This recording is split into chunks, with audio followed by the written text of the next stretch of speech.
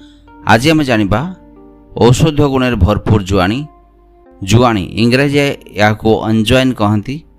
जुआणी गछ बुदा आकृतिर, यह धनिया प्रजातिर उद्भिद।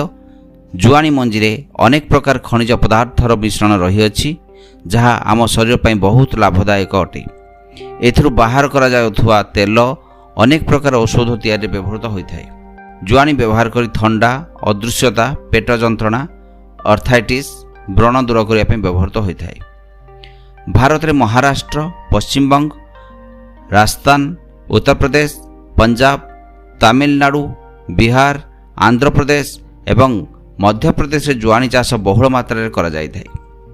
विदेश में यह मुख्यतः उत्तर अमेरिका, इजिप्ट, ईरान एवं अफगानिस्तान रे चाष करा जाय। तेबे जानिबा जुआणी चाष करिया पे उपयुक्त समय कौन? जुआणी रबी ऋतु अर्थात शीत ऋतु चाष करा जाय। यही चाष पे अत्यधिक उत्ताप भल नुहे। जुआणी चाष रे जलसेचन कम आवश्यक होता है, सेथिपई यह रबी बा शीत ऋतु चाष करा जाय। यहाकू भारत रे बुणिबार उपयुक्त समय अगस्ट रु सेप्टेम्बर।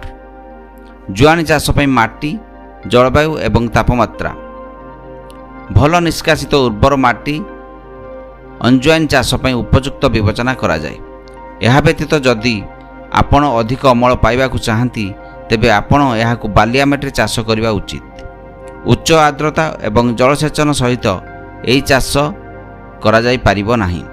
जुआणी चाष पे क्षेत्र पीएच मूल्य 6.5 रु 8 मध्य हेबा उचित।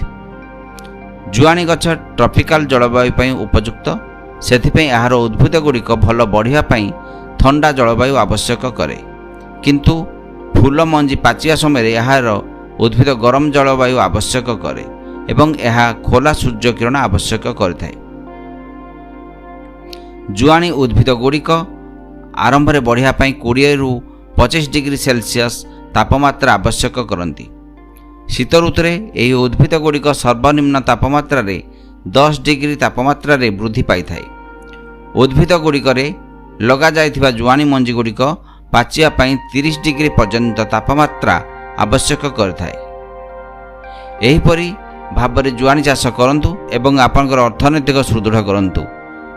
आम चैनल एहीपरि कंटेंट सब देखिया पई अंकन टीवी को सब्सक्राइब करंतु एवं अन्य मानक पई शेयर करंतु।